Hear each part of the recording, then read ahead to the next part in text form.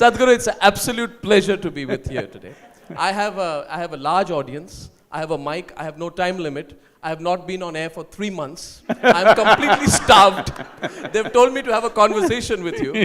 And there are some of my guests who come on my program who have been probably missing this. It's wonderful to be with you. I have spent some time with you one-on-one in the past.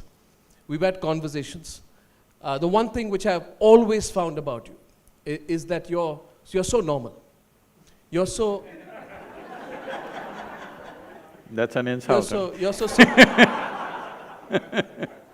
See, this is I do a news program. You're turning this to an entertainment show. Can I please proceed? You're a wonderful person because I find you straight. I find you direct. I don't find you pretentious. I think you speak so much common sense. You say so many deep things in a very understandable way, which explains your popularity and why so many people have turned up this evening to listen to you. I was told that the theme of Rotary has been success, service, and spirituality. We'll try and start off by talking about that, and you can take it forward from there. What is more important, success, service, or spirituality? Choose one of them. If you're… whether you do spirituality or service, you want success in that also. You want to be successful. Sure. Because the very purpose of any human activity, whether it's something small that you do or something large that you do, something very simple as hitting a ball, you want to be successful. You don't want to do it in a goofy way. Even if you blow your nose and want to throw the tissue into the bin, you want to be successful. I'm saying something so silly. Also you want to be successful. The biggest human activity means somebody else says, you're doing things you're… But what happens when a person is individually successful but at the cost of others? I personally often think that people turn to spirituality as an alternative to their own success because they feel guilty about their own success and want to make up for it through spirituality. Let's understand what is spiritual process. If you're thinking in terms of spiritual process means you look heavenward, no. This has been cultured, these things we've picked up in the last few centuries, otherwise it did not exist in this country, of looking up, Uparwala doing things. This is a huge problem, which I'm trying to change dramatically now. If little things go wrong in your life, you find one little person there and think it's because of him. If big things go wrong in your life, you find that big guy there and you think it's because of him. This guy is absent. It's time to bring this guy into account. He's been unaccounted man for too long. Small things this guy, big things that guy, what about this guy? It is time. My endeavor is to move people from religion to responsibility, because spiritual process means this. What you're referring to as spirit is that which is the basis of your body. When I say that which is the basis of your body, you were not born like this. You came with such a small one and now you become like this. If you put a banana into this, it becomes the same kind of body. If you put a chapati into this, it becomes the same body. So there is an intelligence and a dimension within us which builds you from within. How can any human being know life without addressing this dimension? What is sitting in the hood? Right now, there's an advertisement about the leather, about the woodwork. Systems, does it doing paintwork? That you just live with your body and your work and leather. Without taking… if you want success, it's very normal for human intelligence to question. Because you see people dying every day, somewhere or the other. Okay, when I fall dead, what? Beyond this body what? Before this body what? Is it not a very normal question? But because they messed you up telling you, oh, you came from heaven and you'll go back to heaven and this is what will happen, that's what… about things that they don't have a clue, everybody's talking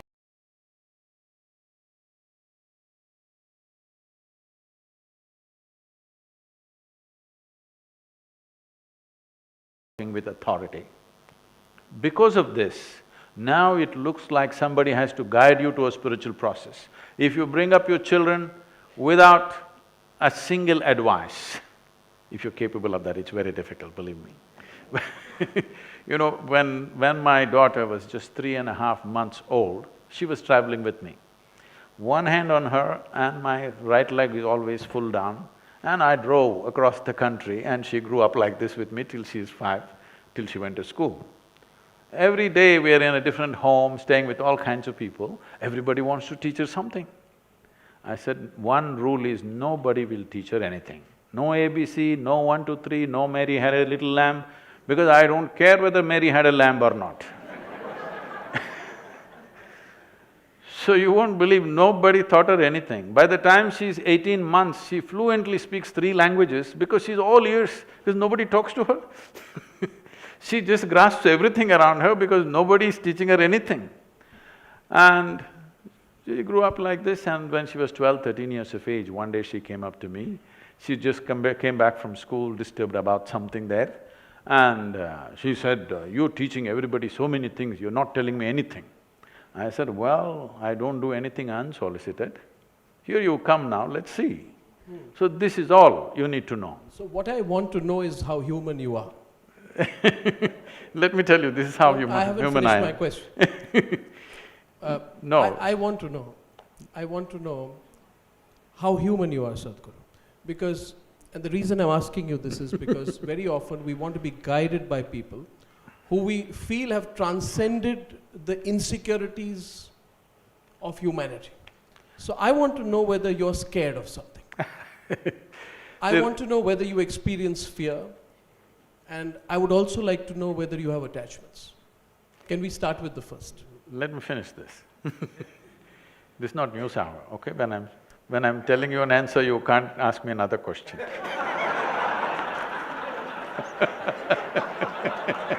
I'll get back. I'll get back. And we're not yet in Republic either. You're making a cardinal mistake, Sadhguru. In 2014, I met a young man called Rahul Gandhi. Oh. I don't know why anyone's laughing again. He too interrupted me like you did. I got back later. Please continue. But you'll have to answer my question later. Please go ahead. You have a different package here.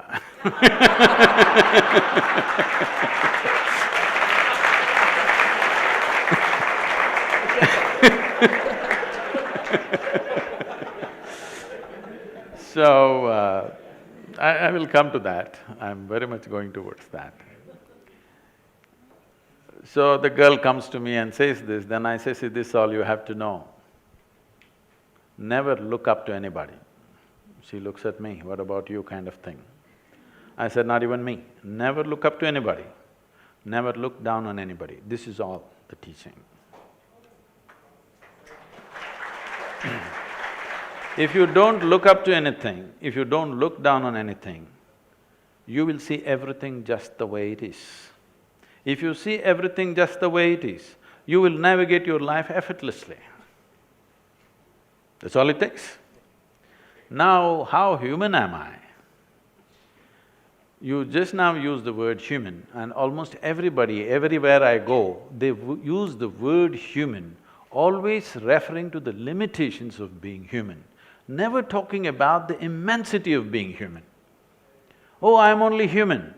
But why are you not saying, I'm human? You're on top, you're the top species on the planet. You're supposed to be on the top of the pile of all the species. Why people are saying, I am only human is because they're suffering themselves like no other creature. Not an ant or an elephant suffers themselves as human beings do. If their stomach is full, they're fine. For a human being, stomach empty, only one problem, stomach full, 100 problems. The reason is this is an evolutionary thing. It's an evolutionary thing that what you call as your cerebral flower, this brain, is new to you. In the evolutionary scale of things, it is a new happening, this intellect. And most people have not figured how to handle it. They're not suffering the world, they're suffering their own thought and emotion most of the time. Why is it? Your education systems did not even teach you how to handle your thought, how to handle your emotion.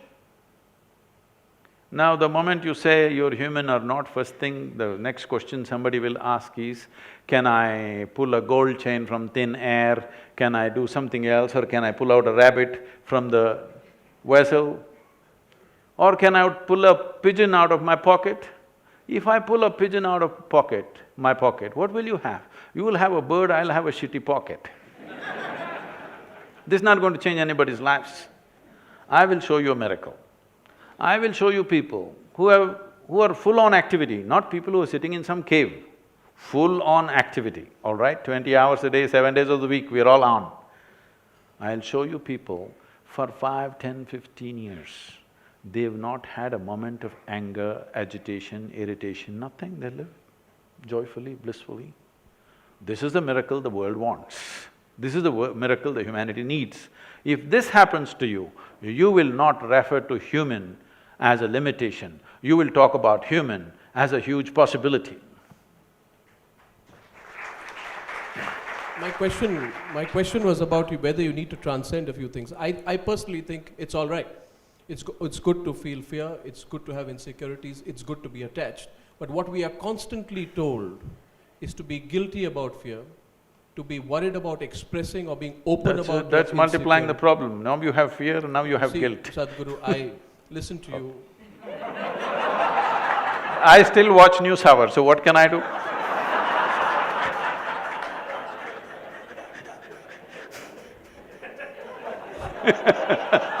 This doesn't usually happen to me. But Rotary Club, well, okay, so you made me forget my question. My point was that we are constantly told to be embarrassed about our insecurities, right? We are told not to have attachments. We are constantly told that in our lives and in our own Hindu philosophies and other philosophies to lose attachments. I want to know why this is necessary, which is why I asked you, because you were described as an enlightened soul, which I know you are. I asked you whether an enlightened soul like you feels insecurity, experiences attachment. See, why this has come up is because people have a selective sense of involvement.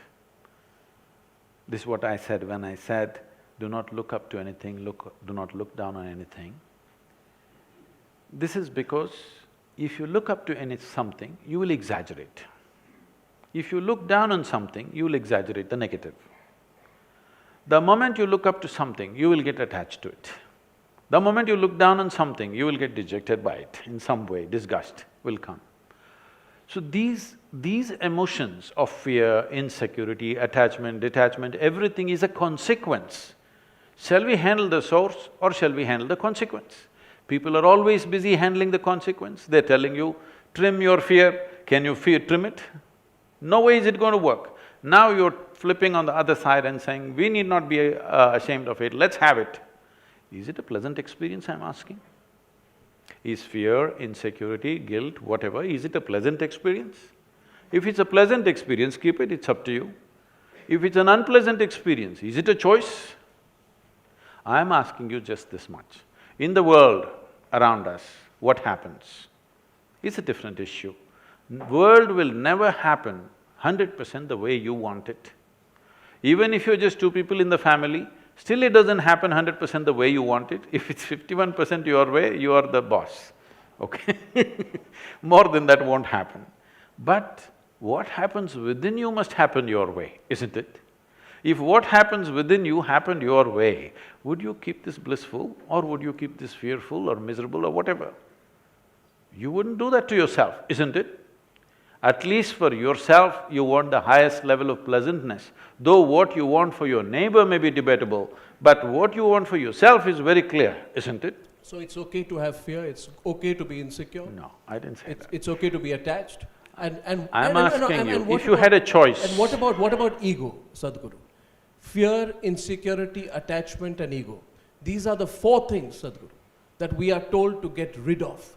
Over a period of time, we are told that as you grow older and you learn more in life, you must learn to give away all four.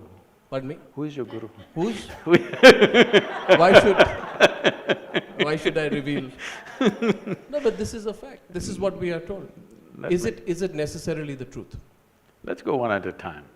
The ego. Everybody is talking about this. Right now, in any human being for that matter, if they do something wonderful, they'll say, I did it. If they do something nasty, it was my ego. So, Mr. Ego is a fall guy. Whenever you turn nasty, he's always there. But when you do good things, it's of course you, isn't it? I'm saying, let's become straight with life. That sometimes you're wonderful, sometimes you're nasty, sometimes you're joyful, sometimes you're miserable. This is your reality right now. You don't need a fall guy. This much sincerity we must bring into our lives, that what happens from within me is me and nobody else but me. If you come to this much, now if you see you're fearful or you're miserable or you're frustrated or you're depressed, if you see it's all because of me, would you not want to change it? Would you not want to change it? 100%. Now, I want to change it, how? Now you're asking for tools. That is why I'm here just giving you tools for transformation. Because tools are important in human life. As human beings, we are dominating the planet only because of our ability to use tools. Otherwise, probably a colony of ants or a pack of dogs could dominate human species. But we can use tools. The power of tools is such. Right now, if I ask you to unscrew a little screw in this furniture, you may lose all your nails, it'll not come out. You may lose some of your teeth, it'll not come out. If I give you a little screwdriver, it'll come out. So similarly, to handle the inner dimensions, there are tools. These tools… this is the USP of this country, which is all messed up right now, that people have not presented it properly. If I give you tools for transformation, the only thing is to learn to use the tools, that's all. You don't have to believe any philosophy, you don't have to adhere to any ideology, you don't have to look heavenward because you don't know in which direction it is. People are looking up. After all, you're sitting on a round planet and the damn thing is spinning all the time. If you look up, you're inevitably looking up in the wrong direction. Sadhguru, two simple questions. One is, when you experienced what you said, sitting on a rock, and you experienced enlightenment, we spoke about it once. You described it to me. Please don't think it's an absurd question. Why did it happen to you and doesn't it happen to others? A, what did you experience? And what do others have to go through that experience? Are you blessed in a different way? Why did nobody else go through that experience? Everyone seeks it. Well, everyone is not seeking it, nor was I seeking it. I was not seeking it. Tell me about it. I must give you some background. When I was just 4.5 years of age, I suddenly realized that I don't know anything. I don't know anything means I don't know anything at all. To such an extent, if somebody gives me a glass of water, I would be simply staring at the water for hours on end. I know what is water in terms of how I can use it, but I don't know what it is. Even today we don't know what it is. With all this scientific exploration, we still do not know what a single atom is. We know how to break it, we know how to use it, we know how to fuse it, but we don't know what it is. So, if I saw a leaf, I'm just staring at it for 5–6 hours. I sit up in my bed and I'm staring at the darkness for the entire night. My dear father, being a physician, thinks that I need psychiatric evaluation. You also beginning to think.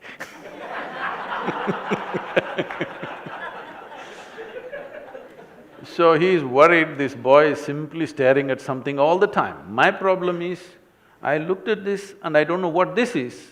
I am not able to shift my attention to another one. What is this? What is that? What is that? What is that? By the time I'm 5, I'm a billion questions.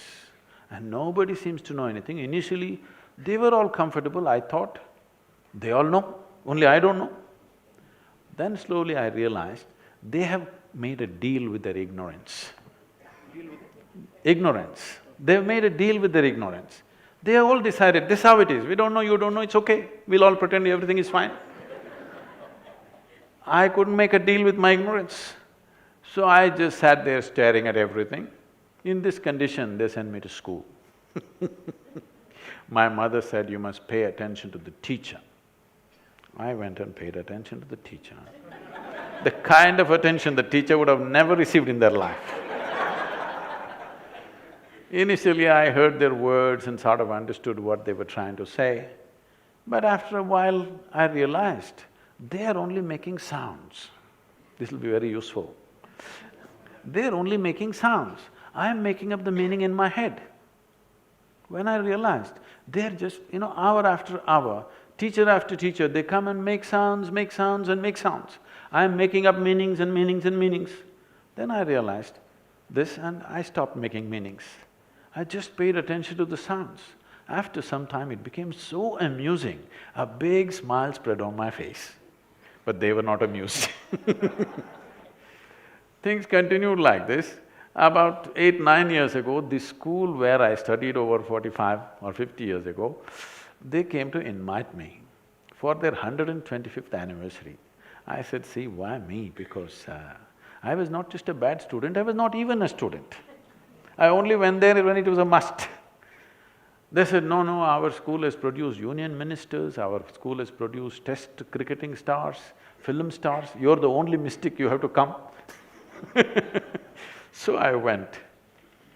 So I go there and stand up in the quadrangle to speak, and I look around, same oppressive buildings. Then I look like this classroom, suddenly it reminds me I'm 12 years of age. And those days I wouldn't speak for many days at a time, because when you don't know anything, what to say? So one afternoon, the teacher is trying to get a response from me. He's asked a question and he's waiting for a response. I simply look at him. I say nothing. He can't make out anything of me. And after some time, I don't even see him. It's like that for me. I know his past, present and future, but I don't hear what he's saying. After 35–40 minutes of this effort, he got so mad with me.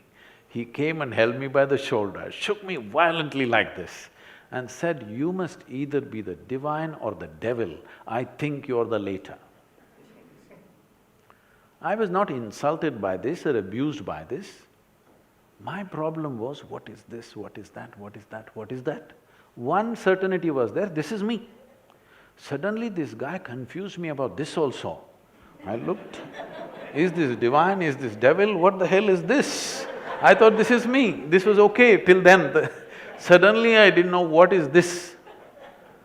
So I tried to stare at myself, it didn't work, so I started closing my eyes. What was minutes then went into hours, went into days, and that is my spirituality. And then what happened? By the time I'm 15, I'm almost ready to leave home for an armed struggle. These are the days of Charu Majumdar and Somalu, and I want to leave because anything that I perceive as injustice, my stomach burns, so I want to rush. A bunch of boys, all of us want to leave and join armed struggle. Then when I got very close to them, then I saw they were unfortunately not what they were talking. So I kind of stepped back. Then I became a super skeptic. I grew up in Dostoevsky, Camus, Kafka, this kind of stuff. Skeptical about everything. But one thing was eating me, that is these billions of questions, and they started growing. The number of questions went on growing as my Intellect grew. No answer. Then the only answer I found was to travel. So initially I cycled across South India, then I motorcycled across India, I crisscrossed India many times all over the place. Then when I was 19 plus, I just, I've been riding since I was 11 without a license. But by 18, the day I became 18, I went and got my license within a week's time. So suddenly I thought I'm super empowered, I can go where I want. Then I came to Nepalese border and then they stopped me and they asked for a passport. I didn't know what it is, you won't believe, I was nearly 20, 19 at least. I did not know what is a passport, I thought my license will get me everywhere. Then that was a kind of a realization, I thought, okay, I can't cross these lines. So I went back, determined to get myself a passport and some money so that I'll travel forever, because the only thing that cooled me down from these questions was, I was moving. I rode across the country alone by myself, simply, not going anywhere in particular. I saw India like very few people would have seen India, in a completely different way. I just walked into villages, just knocked on a door and said, I'm hungry, and they fed me without asking my name, where I come from. Sometimes I was tired, so I slept in their homes. Next day morning I left without asking their name, who they are. But that imagery, those people, those emotions, that stuff, I think it hugely enriched my life. And the terrain, I can run that terrain that I've seen, thousands of kilometers of terrain, is like a video in my mind. I can just run it in my mind and just enjoy India just like that. Not some great monuments or something, just a tree, an outcrop of rock, or this or that, like that. This is how I remember everything, because I never think in words. Even today I think only in pictures and images, not in words. I think that's what keeps me very, very entertained by everything that I do. So then I thought I should make some money and got into business. Became far more successful than people would expect in a short period of time. And everybody started clapping their hands, you're doing great and wonderful. But I was doing all this to get away from everything. But as success came, I try to put one finger, then all the 5 fingers went, then all the 10 fingers went, it'll go right up till here. I think those highly successful business days probably was the most wasted days of my life, because there was no exploration. I did variety of things. I started half a dozen small businesses which all started growing, which people would think is success, but when I look back and see, those 6 years of my life are probably the least creative part of my life. Why did you do it? I thought I'll make money and ride away. Why did you want to make money? To ride. To ride? Yeah, to fill the gas. To put gas in the tank all the time. Because right from the age of 12, 13, I've been riding cycles across South India. After that I've been on the motorcycle, I don't know how to… You need gas. So I thought I need money to really go away. So it caught me up, and then one afternoon, it's in Mysore city. How many of you are familiar with Mysore city? Okay. There's a little hill called Chamandi Hill. There is a tradition in Mysore, at least there was at that time, for the youth. If we fall out, we have to go up Chamandi Hill. If we have nothing to do, we went up Chamandi Hill. So that afternoon, between 2 business meetings, I just had about an hour and a half. Without even thinking, I just rode up Chamandi Hill. I have camped there, I have trekked this hill right from my childhood, I know this too well. So I park my motorcycle, climb up and sit on that now famous rock.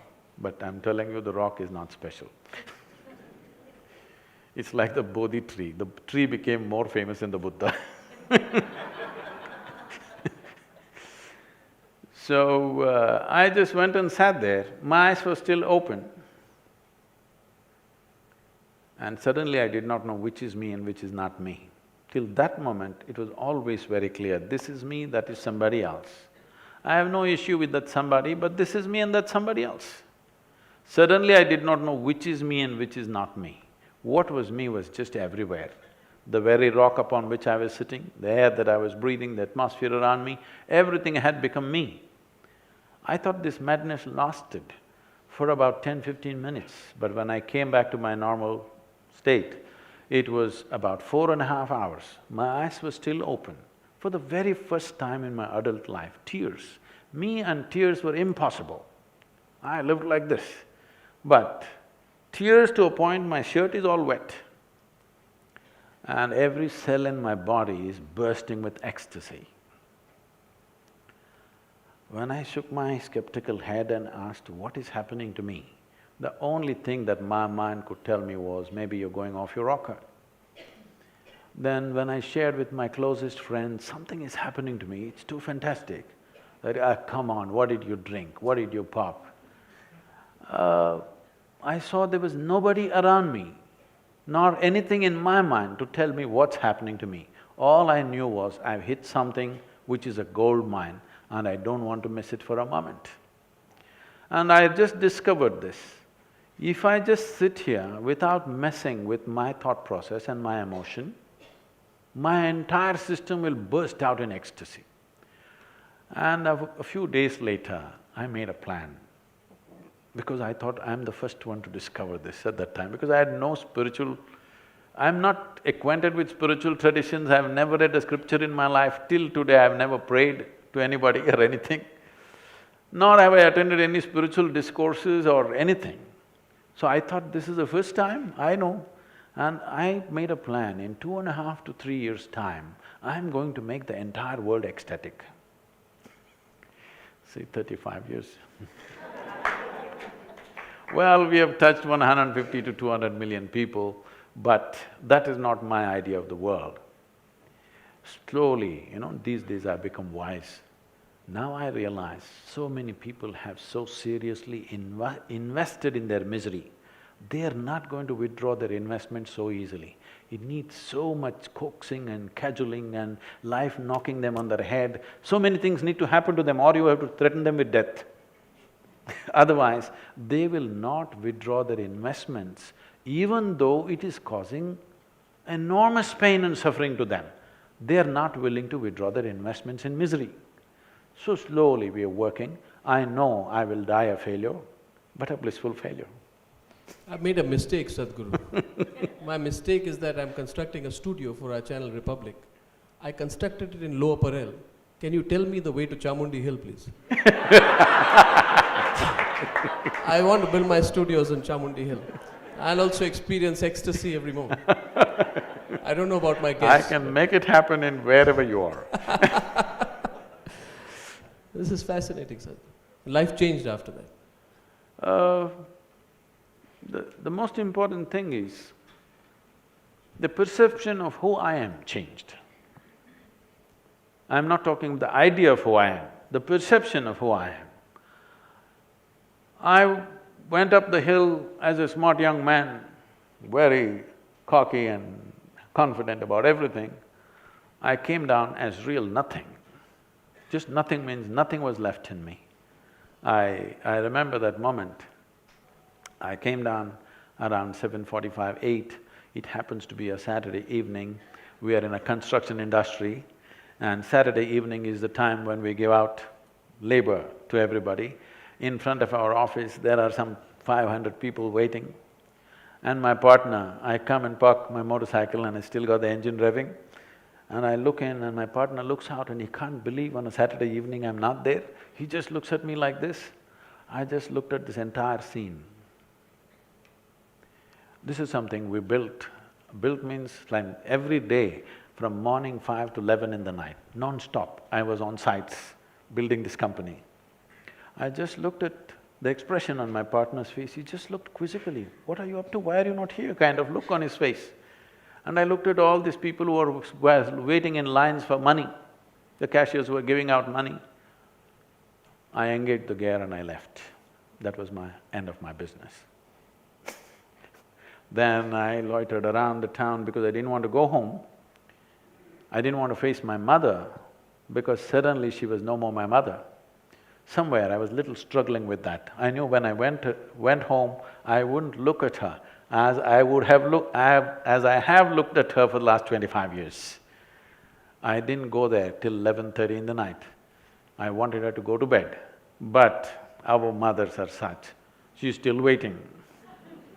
I put my head down and went, I said, I'm not hungry, and I went and locked myself in the room.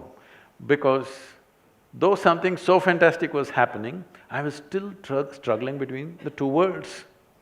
Everything that I considered as myself till that moment was gone.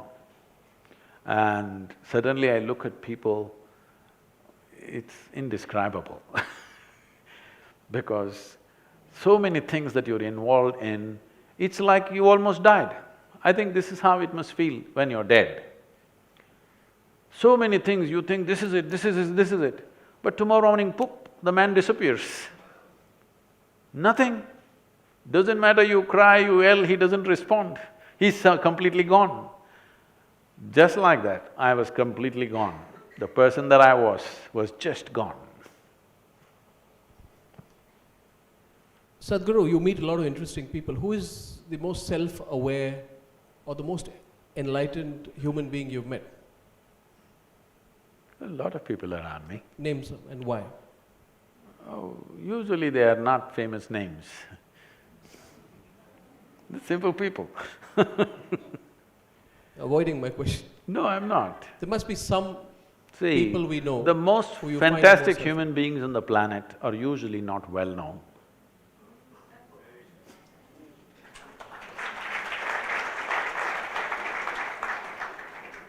Because getting known in the world is a different business. Being wonderful within you is a different business. I'm doing everything possible to marry these two. What do you think about the state of the nation?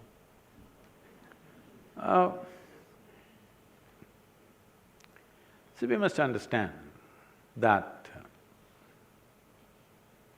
as ancient we are as a nation, the idea of a modern nation has not really sunk into everybody's minds.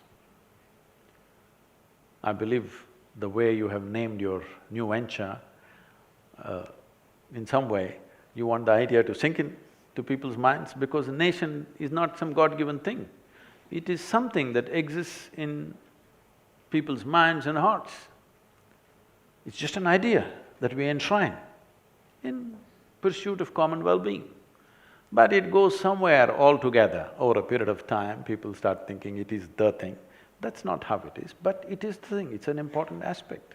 Because nation is the largest segment of humanity that you can address right now. If you could address the entire humanity, it would be fantastic. But that's not possible, that's not realistic right now. That may be the ideal, but that's not realistic. So right now, nation is the largest segment of humanity you can address. India as a nation is a world by itself. So though we have a history of what we call as Bharat or Hindustan, which goes back to 10,000–12,000 years of history, though within this geography we had at certain times over 200 political entities, still we were considered a nation. Both by people within and those outside also considered this nation, though there were different kings ruling all over the place. Why this happened is a unique thing. Most nations or all nations are made on the sameness of something. Sameness of language, sameness of race, sameness of religion, some sameness is important. We have defied that completely. We have never tried to be same in any sense. If you drive 50 kilometers anywhere in the country, every 50 kilometers you meet different kind of people. They look different, talk different, dress different, eat different, everything is different about them. But still we have been a nation for over 10,000 years without maintaining the sameness. I think it's an extremely unique and fantastic happening which we must culture, nurture and preserve. What is it that kept us together? Why people outside called us a nation, though we were ruled by different entities all the time? Fundamental thing which made us one nation is that every nation in the world believed in something. We as a nation never believed in anything. We have always been a nation of seekers, seekers of truth, seekers of liberation. today's… in today's generation, this might have gone out of the present lingo, but it's coming back in some other way. In previous generation, if you spoke, in a day, my grandmother wouldn't end a conversation without at least once uttering the word mukti or moksha. It was like day-to-day thing. It's not like at the end of your life you're thinking mukti, or when you go to your spiritual discourse you're thinking mukti. No, in day-to-day life, in conversations, every day mukti, mukti. Maybe that is why today people are shouting azadi, azadi. Maybe it's coming back in another way, but… You've heard of the ongoing discussion on freedom of expression, and I personally felt pretty outraged last year when a group of people started to make it fashionable to speak against the nation. We saw the limits of the debate on freedom of expression last year. Sadhguru, my question to you is in the context of what is happening today. We've seen a little bit of that happen once again on the North Campus of Delhi University. In your view, why is it becoming fashionable for some people to run down the nation and then use that as an example of the freedom of expression? I find that hypocrisy. What do you think? Everybody is very freely quoting the Constitution. It is the Constitution of India which gives you the freedom of speech. You must stress on the word India. It is the Constitution of India, it is not some divine constitution which has given you this freedom. It is the Constitution of India which has given you this freedom. The moment you question that, then you have questioned the fundamentals of the making of a nation. See, religions have their own constitution. The only problem with this constitution is it's not amendable. A nation has a constitution, but if all of us don't like it, we can amend it. It's not given by somebody, we made it, we agreed to it, it's an agreement. Our constitution is an agreement among us. So when the freedom of speech was given, they put 8 restrictions. The Indian constitution puts 8 restrictions on freedom of speech. One fundamental restriction is, it should not question the sovereignty of the nation. The moment you question it, you're questioning the existence of the nation. Where does the constitution give you freedom? It doesn't make sense. So, these things are coming from a certain background. I'm telling you, I went through this when I was 13, 14. By the time I was 15, I was ready to pick up the gun. Because they have fiery talks every day, you know. Very insightful, not insightful, very inciting kind of talks. So fired up that you want to do something. And when you're young, you always think, violence is the solution.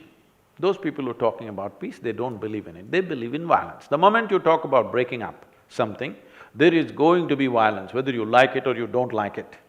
If you don't have to go that back far in history, if you just go back to 1948, when the country was broken, because we didn't have the courage to fix it, we broke it, we're still bleeding.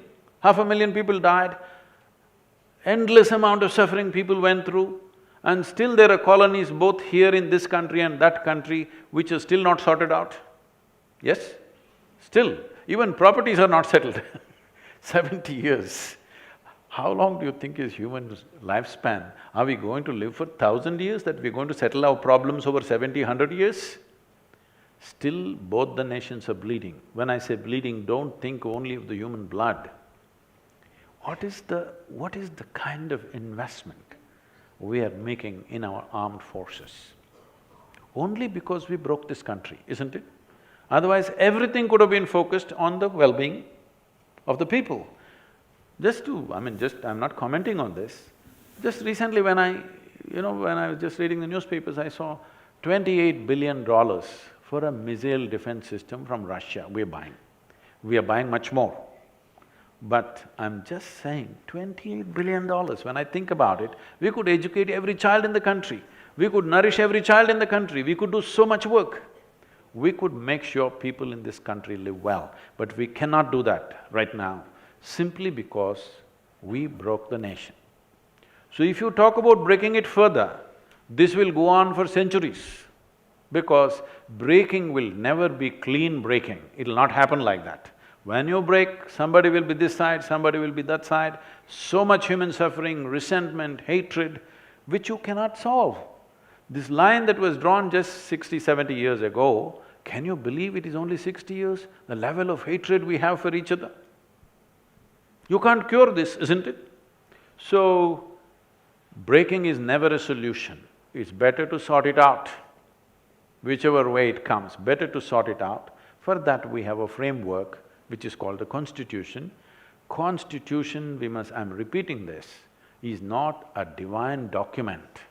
It is an agreement between you and me, so that in every step that we take, we don't collide with each other. Yeah. This is the law that we will follow, that's all. Yeah, I agree with you. I'm so glad that you have made your position so abundantly clear on this subject, because I don't know why people are conflicted, Sadhguru. Some people say they are conflicted even over issues such as whether you need to stand up for the national anthem. We had the That's because in the theatres, in one hand they have popcorn, in the other hand they have Coca-Cola. They cannot stand up, you must consider these things. No, but there was that absurd debate last year, and I know many people here would know about it. It became fashionable last year to say, assert my right to rebel, and my rebellion is that I will not stand up for the national anthem. And I'm saying this openly, Sadhguru, I'm a part of the media too. That I found the pseudo-liberal media in this country advocating that as an example of the freedom of expression. And forgive me my directness on this, I never felt people in my fraternity were more wrong. See, what we need to understand is, we are picking up bits and pieces from developed nations and trying to implant it into our country. Well said, well said. When… Well said. When 50% of the population has not even eaten properly, you can't be debating nuances of democracy. It's just stupid. You go to United States of America, in every sports event, okay, in a baseball match, national anthem is played, everybody will stand up like this, okay, with their hand on their heart. Well, you're discussing some kind of French Revolution, all right, but you don't have River Seine flowing, nor do you have Paris around you. You have slums around you, you have a stinking Yamuna flowing. You shouldn't be talking the same language. And half the people have not eaten properly. Just take a walk in one of the villages, you will see 60% of the population, their skeletal system has not grown to full size. We are busy producing underdeveloped human beings.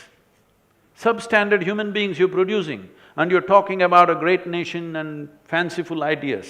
This is not the time. When everybody is well-fed, when things are taken care of, then maybe you can talk about certain things. This is not the time. I don't agree with you, Sadhguru. I don't think great nations are built out of economic well-being. But that's my simple point of polite disagreement with you. I'm not saying economic well-being. Eating what I need to eat to sustain this body is not economic well-being, it is a fundamental right. Whether there is a nation or no nation, not just for a human being, not just for a human being, for every worm, insect, animal, bird, the basic sustenance necessary for their survival is the right of that creature, isn't it? So this is not about economic well-being, this is a must for every life. Every worm, insect, bird, animal, tree must get the fundamental nourishment. Of course, we are included as one of the creatures. No, I meant it in your linking the talk of a great nation to whether we have everything that we need. I think we still can be, even if we don't. Sadhguru, with again polite disagreement with you, what happened in Bangladesh after the famine also saw the rise of the greatest form of nationalism in Bangladesh. So History teaches us different lessons at different points of time. I don't want to argue with you on this. We'll go aside and have an argument after. My point to you, which provokes me to take this discussion further, Sadhguru. Why have we become, like, have we insulated ourselves? The better we do, the more we want to cut ourselves off from our own country and our surroundings. And I agree with your previous point.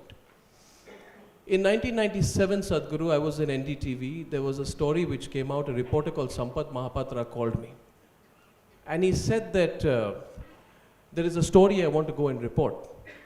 And we needed approval from the headquarters to send the reporter down there. Sampath went there and he said there's a village where people are dying. We sent him there. When he went there, he said that there was an entire village which was dying. And the reason for that was horrifying. There was complete starvation in that village. There was a drought, there was no health facilities, there was not a grain of rice. So the people of this area, which is the KBK, Kalahandi, Bolangir, Koraput belt in Orissa, started taking the seeds of mangoes, putting it into muddy water and making a soup of it. That, because it was so hot, started becoming rotten. And so it was a rotten mango gruel that was prepared. And because they were so hungry, and no mother can see her child starve, they were poisoning themselves to death because they were so hungry they had to eat something. In my life, I remember at that time as a reporter, I stood outside gate number 1 of Parliament. I was so angry, and I confronted the then food minister, who said to me that इस बड़े देश में 20-30 लोग मर जाते हैं, आप बात का बतंगड़ बना देते हैं. And I was shocked and horrified, Sadhguru. Till this date, I feel, and people say to me, why do you scream so much? I say, because in this country, you don't yell, you don't scream, nobody gives a damn. I still do believe that in this country. We believe in that chalta hai attitude because we think everything's okay with us, why should we care about the rest of the world? We are growing, but the chasm in our country is also growing. Between the rich and the poor, between the haves and the have-nots, between those who have everything and those who don't have any shelter. And yet we feel happy enough to cut ourselves off from it. Is it true that we spend a large amount of our time cutting ourselves off from our own country? Is this not one of the greatest problems of India today? That we, the privileged sections of India, have cut ourselves off from the rest of India. And is there a solution for it? See, the question is not about the disconnect between the well-to-do and the not-so-well-to-do or the impoverished regions of our nation. We have not invested enough in the fundamental nature of our humanity. We've become many things other than being human. If you sat here as just a human being, it would be very natural for you that your heart beats for everything around you. But now you become so many things, starting from gender, language, culture, religion, race, ethnicity. In many ways we have identified ourselves. Because of these identities, all these identities give you a certain sense that you can undermine your humanity. You cannot undermine your humanity if you did not have these identities or if you did not give it too much priority. All of us have those identities at a certain level. Cultural identities are there, language identities are there, but they are not fundamental to us. Our fundamental nature is that we are life. If you sat here as life, you would reverberate with every life. Nobody had to tell you, you would be that way. But that has not happened. That is because we are a moral country. We've never had codes of morality in this nation. We have always managed populations because in every generation, they were enlightened beings, hundreds of them. And so we manage human consciousness in a certain way. By making people conscious, we manage situations in a beautiful way. Wherever those people did not come or not enough were there, anarchy happened, chaos happened. because we have never had a set of morality. Because morality makes you act, but doesn't transform you. For example, I'm sorry, I'm not commenting on the theme of the club. For example, the word service. Leaving the theme of this. See, it's like this. If you… let's say there is a child starved out on the street. If you pick up the child and feed this child and take care of this child, you think it is service. But if you pick up your own child and do that, you don't think it is service. What is the difference, I'm asking? For one, your heart is beating, for the other, it is not. So the barrenness of heart is the basis of all this. We are always trying to do good. You don't have to do any good. You just have to become a full-fledged human being. A full-fledged human being means a natural conscious response to everything. And what best you could do. And that's all a man can do. That you're at your best always to everybody and everything. Are you doing the greatest? Maybe not, but I'm doing my best. If every human being does their best in every sphere of life, with every life that they come in touch with, something will happen. But above all, this is a more large-scale problem, that there is lack of planning, lack of policy, lack of corrections, and irresponsible population explosion. In 1947, we were only 33 crores. Today we are 120 crores or 25 crores. 4 times over in 70 years is irresponsible reproduction.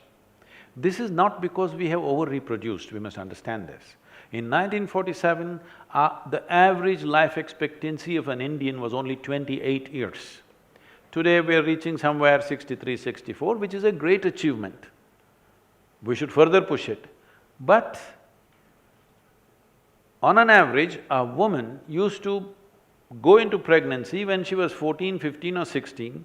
Today we've pushed it to something like 19, 20 is the average when they're getting pregnant. So by the time she's 65 or 70, there are 4 generations behind her, or 3 generations behind her and 1 or 2 generations ahead of her. That means right now in many families there are 5 generations living. This is not good. This is very brutal what I'm saying, I know. But at any time, there is space only for 3 generations. Your parents, yourself and your children. There can't be 5 generations living. That's what is happening right now in this country and in many other places, especially in this country. 5 generations are living, so there is no space. Once there is such a load, people will keep their humanity in the attic and go about brutally. That child who comes and knocks on your traffic space, I would cry at one time. Now I'm trying to look down, because every time I don't have money to pull out, most of the time I don't have, I have to ask the driver who's driving, please give me some money. So I try to look down. So you're trying to put down your humanity for some time, but it would be natural for me to pull out whatever I have and give it to him. But now you can't do it because it's everywhere. It's too much of a problem for you to address individually. Wherever you can do, whatever you can do, you do, but you're not able to address everything slowly. You try to insulate your humanity. This is what is happening. It is not that people have become brutal, it's not that people have become inhuman, because the problem is so pervasive, you're not able to address it. Has hate increased after Trump? Has hate increased after Trump? It is not increased, it is just that it's little emboldened. It's not increased. I spent substantial time in United States, in and out. It was always there. Now it is finding expression. But I think that's a temporary upsurge, I think it'll control itself. Law enforcement will take charge after some time, they'll pick up a few people, handle that. But hate crimes have been happening all the time in America. Has Europe invited trouble on itself? You know, it's opened the doors, there's been a lot of immigration. They have not opened doors, they've closed all the doors, they've built fences. Now they are.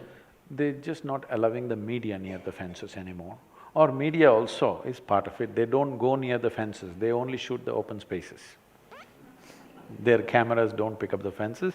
Most nations have put up barbed wire fences wherever the migrants could come and they've stopped, all right? You can't blame them either because they're coming in millions. If millions of new people come with a completely different culture, a religion which they will not compromise, and they will not fit into your society, they will try to create their own society, local people will feel insecure. See, it is a multi-headed problem, it's not a simple problem. So this is why I'm saying for all these Azadi groups also, the moment you break the fabric of any nation, it doesn't matter how fragile, how ramshackle it is, the moment you break it, what comes out of it is such a thing that you cannot control it. See, if you had not bombed out these nations, if you had not bombed out Iraq, Syria, Libya, Afghanistan, wherever, if you had not done that, if you had negotiated and settled those problems to whatever extent, you can't fix all the problems, at least you could have contained the problems. If you had done that, these people would not be moving to Europe. Somehow they would continue to live because nobody wants to leave their place of birth and their parentage and everything just for nothing. When it becomes terrible, they want to go. But once the momentum starts, the things that I've seen in Europe, I cannot utter here, it's terrible. What these migrants are doing to themselves to earn just one meal is too horrible. The women are all on the streets, all kinds of people with children and everything, they're on the street selling themselves because there is no other way to make a living. These are all people who lived reasonably well. Reasonably well means maybe not in the same level of economic well-being as the Western Europe, but they lived with some dignity, with some pride in their own lands. I drove from Beirut to Damascus to the Iraqi border, I just drove myself through the desert and fantastic country it was just 7 years ago, you know, really nice country. Particularly this city, Aleppo city, which is an 8,000-year-old city, this city was built on taxes levied on Indian traders. So you must assume, what is the level of trade that was happening between India and Damascus and Jerusalem was such, just by the taxes that the Indian traders paid, they built a city, a living city, 8,000 years old, one of the most beautiful cities, if you ask me. Today when I see on the news channels Aleppo, what is it? Is this a solution for anybody? So, you may have whatever, people earn Nobel Peace Prizes, but this is the kind of solutions they offer to the world. There was no need to do these things, there was a way to negotiate because of the simplistic, moralistic attitude that you have, that this is a good guy, this is a bad guy. This is basic stuff, good guy, bad guy business. And millions of people, over 1 million are dead, over 10 to 15 million are homeless.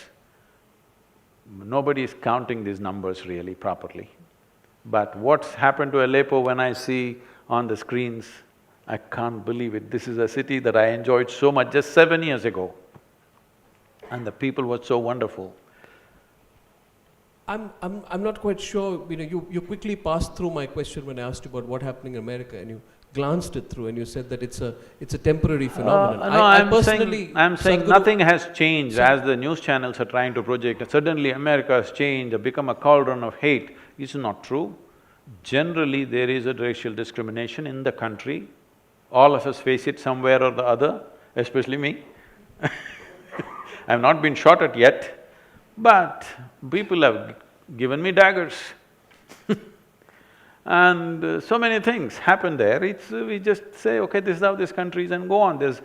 America has the most beautiful aspects of life also and very extremely negative aspects also, because this is that kind of a melting pot, all kinds of people. Now those people, some of those people are feeling emboldened and they think they can act. But I'm telling you, they were acting even before. How many hate crimes have happened? Recently, in the last 1-2 years, you must have seen all these black people being shot in many places, they put on the Facebook Live and all that stuff. But this has been happening all the time. Suddenly because of the Facebook you think it's happening. No, it's been happening all the time, now the world knows. Otherwise, the people who live there, they always know this happens all the time. Just look back at the statistics. Let's say in 2016, 2015, how many Indians, how many blacks, how many Hispanics have been killed? I don't think the numbers have changed. The reporting has changed. You're blaming the media for that. I'm not blaming the media. You're not blaming Trump. You're not blaming Trump, but you're blaming the media for that. I think Trump has emboldened us. I'm saying, yes, definitely his presence has emboldened them. But I'm saying, nobody needs to embolden them, they've been always doing it. Yeah. Maybe now they're uttering the words. They're not afraid of uttering the words because they think at the highest office there is support. Sadhguru, now let's look at a few issues that you've raised in the last 3 minutes. You say that, there must be a better solution, there must be no confrontation. Non-violence is not always the answer. No. I would argue. Yes. It's okay to say, it doesn't deliver results. No.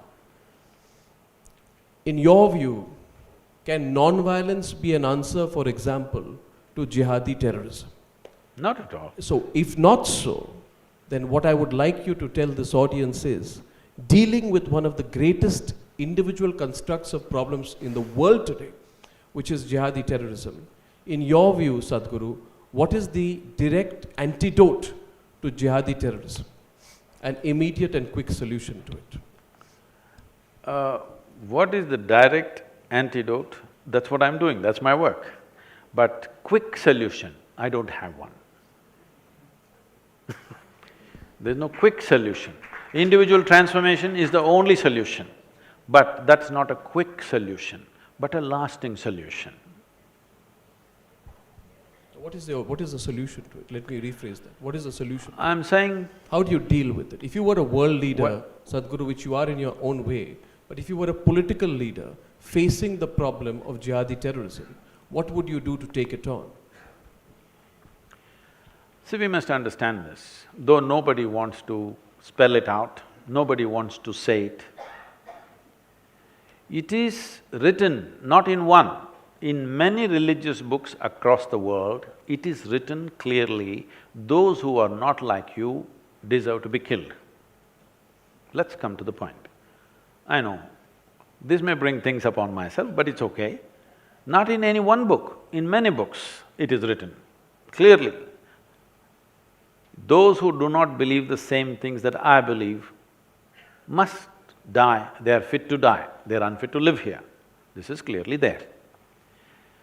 So because people are claiming it is the word of God, they don't have the courage to amend the book. It is time that you take sensible part of people who believe in these books and say, see, if you edit these 10 pages, your book will become wonderful. The boys who carried out the Dhaka attack came from very elite families. Some of them spoke accented English. They simply wore black robes, called themselves ISIS, went into a cafe and shot innocent people. When a philosophy as dangerous as that, and I wouldn't use the term philosophy, when a belief as dangerous as that becomes as viral, as potent, it grows organically. ISIS then becomes a thought process, not even a terrorist organization. Then how do you deal with it? I need to correct that question a bit. It is not organic, it is very organized. Till you address this, you will not address the problem. It is very organized. So if anything that's organized, it has a source. If you have any kind of administrative strength and skills, when you see something threatens the fabric of the society, you must know where is the source for these organizations and deal with it. But we don't have the courage to deal with it because every 6 months we got an election. Okay? Every 6 months or 8 months there is an election going on somewhere. And because of the this I'll blame on you, because of 24/7 channels, some election is happening in Manipur, it feels like a national election is happening in Tamil Nadu, everybody sitting and watching Manipuri elections. Because it's made to feel like there's election going on, and when politicians are in election mode, you don't expect responsible action. It is expected because this is the nature of democracy. That is the time of hyperbole, but that should be only once in 5 years. I think we're working towards that. That's a good thing, that elections will be only once in 5 years, and that's how it should be, because it is not that they're all bad, but these are the compulsions of a democracy. When you go into an election campaign, you cannot say, I'm taking this economic step, this economic step, this economic step, because the crowd there doesn't understand any of these things. You have to rev up their passion about something. So in that mode, you can't fix a nation. So this is not organic, let's be very clear about this. This is super organized. It has grown everywhere in the world with a tremendous sense of organization. Where there is an organization, there is always a head, and if you know how to administer a nation, you must know how to handle this. One observation, Sadhguru, which is and a comment. Probably you haven't seen Oh My God. You need to have a look at that, because to get all the spiritual gurus in India under one platform never happens. It only happens when you scare. And since you're using the word screwed up, I'll use the word when you scare the shit out of them. But coming to the serious part of it, I consider you, and I want to give a disclaimer. I really don't. I have a spiritual sense within me, but I don't really follow any spiritual guru. And therefore, when I actually went through internet and heard a few of your interviews in conversation, I found in you a very logical person, a person who is practical, a person who is scientific in his answers, and therefore, there was a connect. But there were two things which actually broke that connect, and there's a disconnect, and I hope you can mend that today. Which is, when you talked about, and maybe I got it wrong, so therefore, if you could just kindly explain what you meant by that. That certain women don't need to enter certain temples. Or maybe women in certain temples need to need to stay out. So that's one. And the other is the recent one, where in Jallikattu, you talked about fundamental rights of animals and birds and everything. But in Jallikattu, you supported the other side of it. So why was this? And since it was kept political by Arnab, most part of it, and I think many of us out here were wanting to hear the spiritual side of you, so I'm following it up with a political question. So we must understand this. There are two reasons. Those people who are propagating certain things, and also there is a certain unfortunate discriminatory process. But essentially, culturally, this nation, before invasions and other things happened, this nation did not have a big discriminatory process between men and women. You look back on the ancient societies here, there was absolutely no discrimination. Most of the country was matriarchal. They obviously, because this is… you must understand, many things today are common between men and women, not because of liberalism, simply because of technology. Technology has leveled the ground in many ways. Your muscle doesn't mean as much as it meant 1,000 years ago. When human beings were doing everything with their body, man's muscles were important. So he dominated the world in a certain way. Once technology came, your muscles, if you have a lot of muscles, we'll give you a menial job, we're not going to make you the boss here. So because of that, things changed slowly. But in the spiritual dimension of this country, there never was any discrimination. You must understand, if you don't know this, as per the Hindu norms, a Hindu man cannot go to heaven without his wife. How nice is that? There are no other apsaras and other whatever, they're not waiting there. You have to go there with your wife. You decide whether you want to go to heaven or not, that's up to you. But a Hindu man cannot go to heaven without his wife next to him. She has to be there. So these are different ways this society addressed this. But when the invasions happen particularly, first thing that they're going for is your wife and your daughter. That's the first thing that people will take away. And it's the most disgraceful thing and the most painful thing. So they all hid them in the granaries of the time. And when continuously these raids were ravaging the society, slowly, don't step out of the house became a norm. Because generation after generation, the raids kept on happening.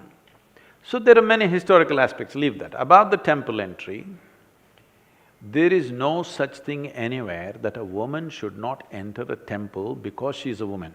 Do you understand? It is just that certain temples, they are doing certain occult work. There are certain forces there. I have to talk about biology. One thing is mountain temples, we said women should not go. Because you must understand, those were days, this is a tiger land. When I say tiger land, today the poor tiger has to be protected as if it's a pussycat. Those days they prowled in thousands. Going into the jungle and coming back alive is a big thing. If you don't know this, even today there is a practice that if tribal people walk in the jungle, though there are not so many tigers anymore, they will take some incense and walk because they don't want the wild animals to smell them. There is samrani in the South Indian temple. You know what samrani? What do you call it in North? Samrani only, right? Yeah, either they burn it or they smear it on their body and walk so that the wild animals, the carnivorous animals cannot smell you. It is no more relevant because there are not so many left. But at that time it was really tiger country. So the very nature of woman's biology is such that a carnivorous animal will always smell out a woman much more easily than a man. Especially at certain times of the month, it will definitely smell her out. So they said, mountain temples she should not go. All the mountain temples, they're restricted. Now those things are gone, women are equipped in a different way than the way they were at that time, and the wildlife is scant, it is very much possible to go. The other kind of temples where they were asked not to go were where they're doing occult work. When they're doing occult work, I'm telling you, whether you like it or you don't like it, maybe you are liberal, but you don't know the fundamentals of nature. The nature is such that when you do certain occult work, a woman is more susceptible to damage herself in such situation than a man. Even for a man, if there is any injury in the body, they won't let him into that place where they're doing occult because it will affect him. So, this was done with a certain care and concern, not as a discrimination. Today you're taking it up as a political activism and thinking everybody should go to everywhere, it's fine. Then the thing is, you should not do that kind of work because it'll be harmful. Even today in this country, if a woman is in early stage of pregnancy, we won't allow her to come to the funerals. Do you know this? It is a very sensible thing to do. It is not discrimination, it is protection, not just for the woman, but for the child that she carries. It's very, very important. If you do not look at life the way it is, how the life forces function, how it is best for us to be, and if you just talk about social equality, then you will do silly things which will only, in the end, make the woman suffer. But now it's become political activism, probably those temples are not doing any occult of any great strength, so maybe it doesn't matter, that's a different matter. But if you're talking politics, if you're talking about equality, there are only two places where you should be even concerned whether somebody is a man or a woman. What is in somebody's pants is not your business. Only in bedrooms and bathrooms you must be concerned about these things. Sadhguru, if I may, completely, totally, 1000% disagree with you. I have… in this country, the problem has been that a lot of people take upon themselves the responsibility of protecting women. Let me give you my perspective, Sadhguru. You see, in this country of ours, at one point of time, it was also told that sati is tradition. So we must… Shall I clear that? Now you raise something, shall I clear that? Let me complete the point. The second point is, there are no tigers who are going to eat women when they go to Shani Shignapur or Sabrimala. By your own argument, there was a rationale, you say, for not letting women, a logical rationale for not letting women into temples earlier. That rationale doesn't exist today. It doesn't, that's what I'm saying. So then change the rules, which have been created. I'm saying just that, where it comes from and where when situations change, we have to change the norms accordingly, that's what I'm saying. And anyway… No, Sadhguru, see, look at how unfair this is. In this country, there are women who can be divorced on WhatsApp, with triple talaq, on WhatsApp. That's another matter. No, it's the same matter. In this country, you must understand the sensibilities of people today. They are going to question what is injustice. Definitely. A woman is being kept out of a temple because she is told that she is impure. By the definition of what is pure and impure, if it doesn't apply in today's context, then we need to give voice to that. All I'm saying to you, Sadhguru, is another point of polite disagreement with you, and we will never agree on this point. We'll come to the agreement, disagreement. Is that things have changed? I know this personally, Sadhguru. I have some understanding of the pulse of this country. We did a campaign called the Right to Pray. I wish, Sadhguru, you were there with me when phone lines were opened, when people, men, women, children from all over the country called up and said, what happens in Shani Shignapur, Haji Ali or Sabrimala is unfair. That is a perspective which must be understood. See, that's all I'd say. Please, if you… But we'd go the thing into is, another I know you are in a certain profession where you only ask questions, but you must listen to what I'm saying. No, Sadhguru, let me tell you one thing. Let me finish. You asked a question, right? No, Sadhguru, let me tell you one thing. Please understand that the logic is also understood by people, and the right to question what is wrong is essential to my profession. Yes. The day I stop questioning what is I'm wrong… I'm not questioning that. Then I will not be true to my I'm not questioning that. But I'm telling you, please, because what is simple, basic logic and in how many ways life happens are two different things. Whatever we did to protect from wildlife and stuff is not relevant anymore because women are not in the same condition, they're equipped in many different ways. Going up to hill temples would be very much possible, that's not an issue at all. But where there is genuine occult, I would still not send my daughter there or anybody that I know because this even for a man, if he's in a certain condition, it'll affect him if he's not of a certain nature.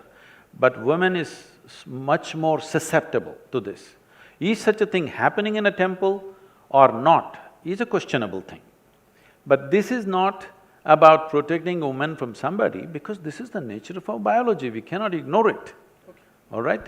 Now, talking about sati, nobody can endorse such a thing. Talking about 3 words will dismantle your marriage because 3 words may happen in moments of anger and disagreement and something and it's over, this is another thing altogether. Sati as a thing came up again only when men were killed in battle. When men were killed in battle, when other people entered the towns, what happened to the women was worse than death. Because of that, they got into this mode, when my husband who is a soldier dies, I kill myself because what happens after that is worse than death. So that came from that and somebody exploited and stretched it, well, we stopped that reasonably, I think almost totally stopped that, that's a different thing. If you think I'm speaking for not equality of women, I don't want to say anything, I don't want to defend that because my life is not about looking at someone as man and woman. As I said, only in a certain context of our life, we have to recognize the gender of a person. In the rest of the time, why should we even recognize the gender of a person? A human being is a human being.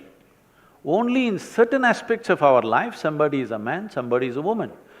All the time thinking, I'm a man, you're a woman drives to madness. I'll make this pass, but I'll just make one observation. If you say you have to enter heaven with your wife, you can enter heaven with your wife, but you aren't enter a particular temple with your wife, I don't think that's fair.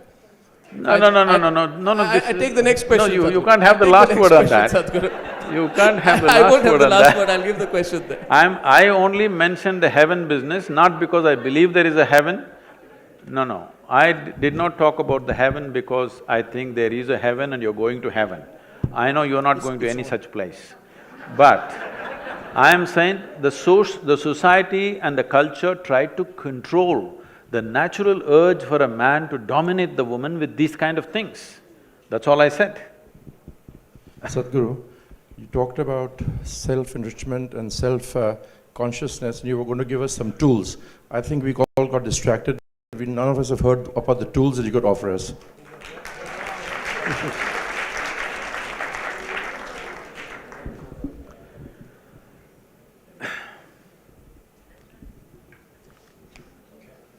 So it's like this. The nature of your existence, your experience and your perception is right now like this. You know that you're here right now because you can see, you can hear, you can smell, you can taste and you can touch. Suppose right now you just dozed off a little bit. You're still very alive and everything is going on here. But if you doze off a little bit, first thing is I will disappear, for sure. If you doze some more, everybody will disappear. If you go more, even you will disappear. This is the nature of human experience. Simply because the five sense organs have shut down, suddenly the world is obliterated, even you're obliterated. Or in other words, your entire experience of life right now is limited to five sense organs. These sense organs, in the very nature of things, cannot see anything the way it is. They can only see everything in comparison. You know what is light only because you know darkness. You know what is sound only because you know silence. You know this only because of that. Because, see, right now if I touch this, my hand says this cup is cool. No, it is not so. It is because of the way my body temperature is, I'm thinking this is cool. If I lower my body temperature and touch this would be warm to me. So your entire perception is by comparison. Perception by comparison is good enough for survival process. It is not good enough for knowing the nature of life. It will help you to survive in the world. These five sense organs will help you to survive in the world, but it will not give you any sense about what this life is about. So if you have to know life the way it is, not the way it's projected to be. When I say not the way it is projected to be, see right now, let's say you're 6 feet tall. Now, in this society, you stand like a tall man, you walk like a tall man, you feel like a tall man, you are a tall man. You went to another society where everybody is 8 feet tall, suddenly you feel like a short man, stand like a short man, walk like one and feel like one, and you are one, isn't it? So what you know by comparison is only good enough for survival in a given situation. It is not good enough instruments to know life in its essence. So if you want to know something more, you have to enhance your perception. Right now, everything that you carry in your mind as information is all these comparisons and half bits and pieces. When I say bits and pieces, right now you can see this part of my hand. That means you cannot see this part of my hand. This is not just with my hand, even if you take a grain of sand. If you see one part, you cannot see the other part. This is the nature of human perception.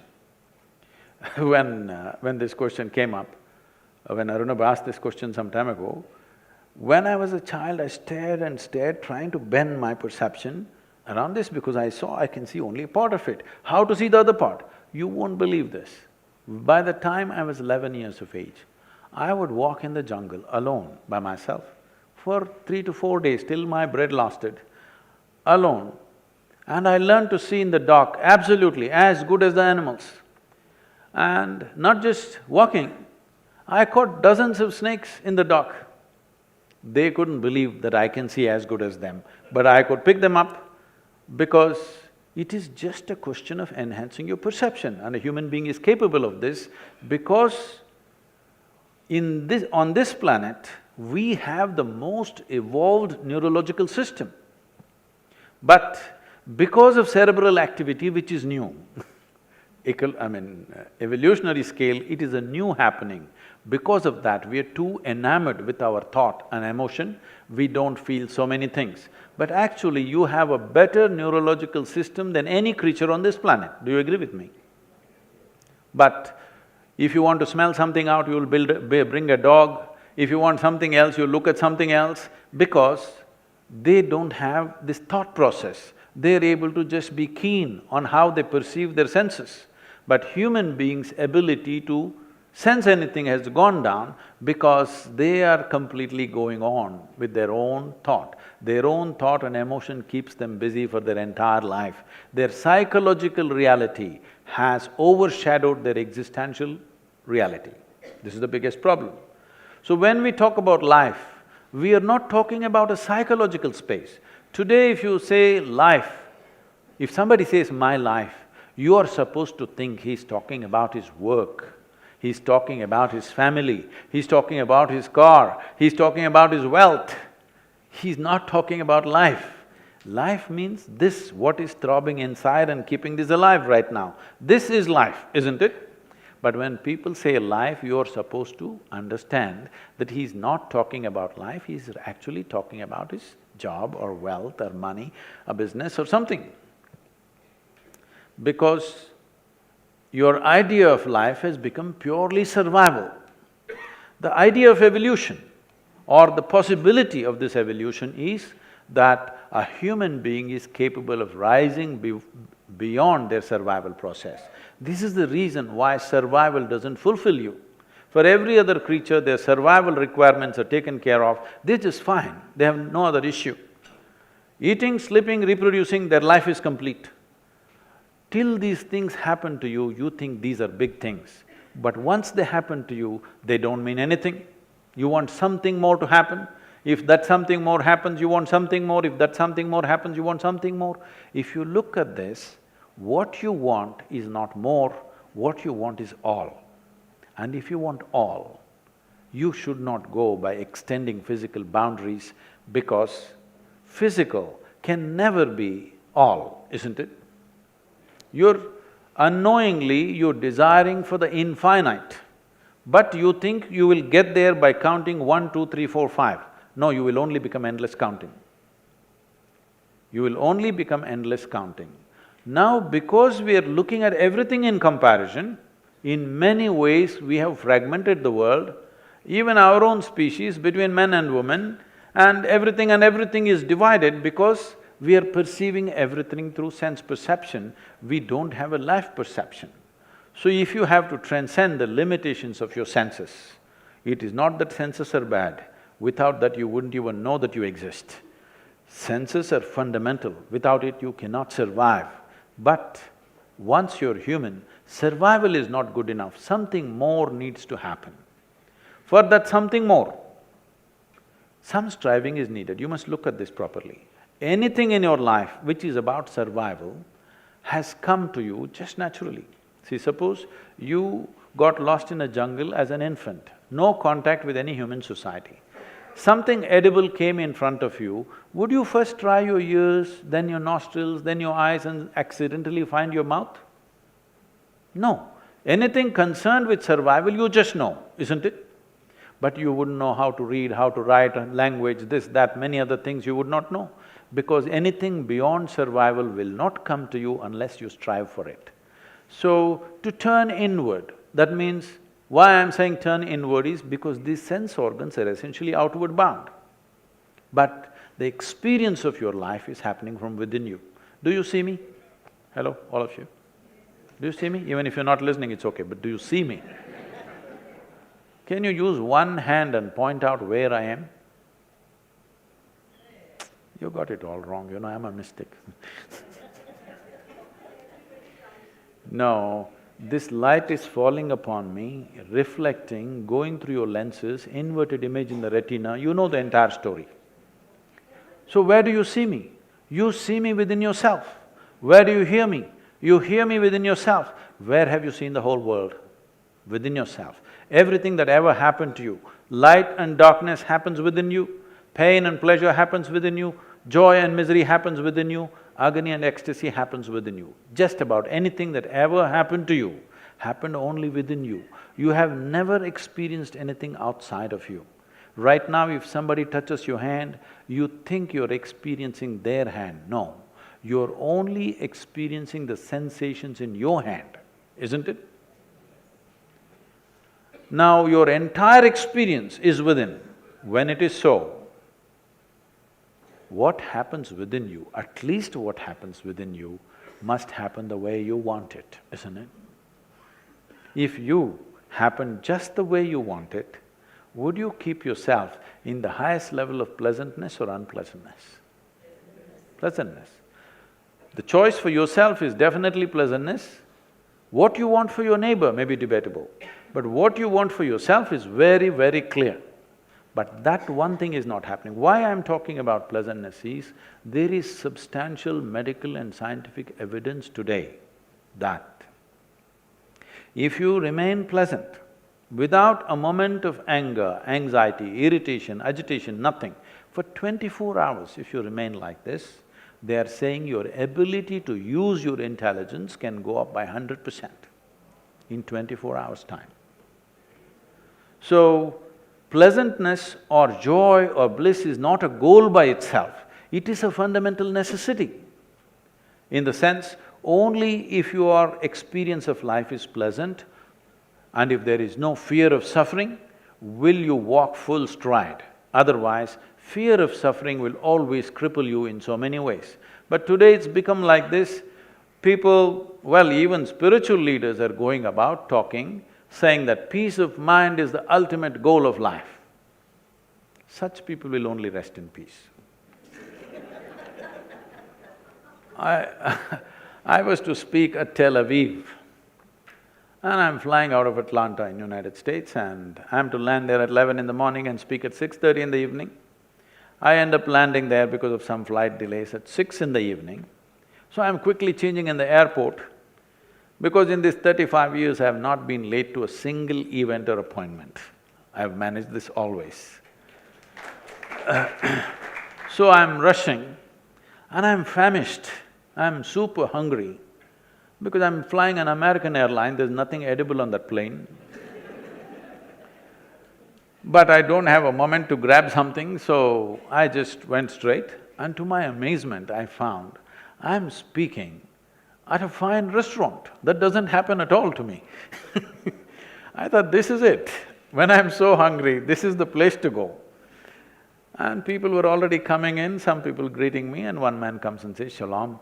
I ask him, "What does it mean?" He says, "This is the highest way of greeting." I said, "Well, that's your opinion. What does it mean?" He said, "No, this is really the highest way of greeting." "All right, but what does the word mean?" I said, "It means peace." Then I say, why is peace the highest way of greeting unless you're born in Middle East? You come in South India, in the morning you come and say, "Peace." I'll say, "What's wrong with you?" I'm saying if you deprive yourself of something for long enough, suddenly, slowly it'll rise to heaven. If you've not eaten for 5 days, let us say your favorite god appeared, what will you ask? Food? Food will raise to heaven, everything that you don't have will raise to heaven. Being peaceful, it's not the ultimate goal of life, it is the most fundamental requirement. Today, if you want to enjoy your dinner, if not ecstatic, at least you must be peaceful, isn't it? If you want to take a walk on the street and enjoy it, you must at least be peaceful. If you want to live with this handful of people in your family, you must at least be peaceful, if not ecstatic, isn't it? If you want to enjoy the few things that you do in your life, the most fundamental thing, basic requirement is at least you're peaceful. But today people are saying, it is the ultimate goal of life, peace of mind. That's never going to happen, because they have not understood the simplest aspects of life. For example, your mind. Can we? Yes, ma'am. The simplest aspect, it's like this. Because people are falling out of scriptures, this is the biggest problem. I was about to tell a joke, but arnab was serious. This happened in Tennessee. You know, our center in United States is in Tennessee. It's a hardcore religious place. People said, Sadhguru, you will get killed in no time. But we are flourishing in Tennessee, doing very well, because they can't figure out who I am. I go out into this little town, and I'm new there, and I'm smiling at everybody and greeting people on the street. Small little town. One big man, over 6 feet tall, this wide, comes and stands just 6 inches away from me, looks down on me like this and said, God loves us. I look at him and say, the way you are, only God can love you. He has to love the mistakes he has made before he realizes. It takes time to get things. By then I'm gone, of course. So in Tennessee, every family has a huge Bible, not small, big ones, this big, leather bound. The bigger the family, the richer the family, the bigger the size of the Bible. Almost every home has 10 commandments carved on the stone. Most of it goes from South India, these carvings. So it's good business, I watch this and say, okay, it's good for our economy, commandments or no commandments. So, this little boy, 8-year-old boy, went to school on East Coast and came back home on the vacation. So he was just flipping through this big book, and a dry leaf fell out. The boy started screaming, Mama, Mama, see what I have found. His mother said, what have you found, my son? He said, just come and see what I have found. So the mother came running to see what. Then he pointed at the leaf and said, Adam's underwear.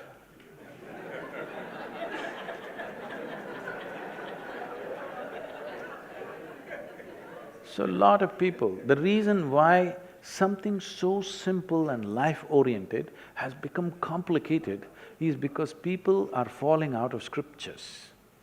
What is it that makes you think 1,000, 2,000, 5,000 years ago, people were far more intelligent than you and me? Why is it so?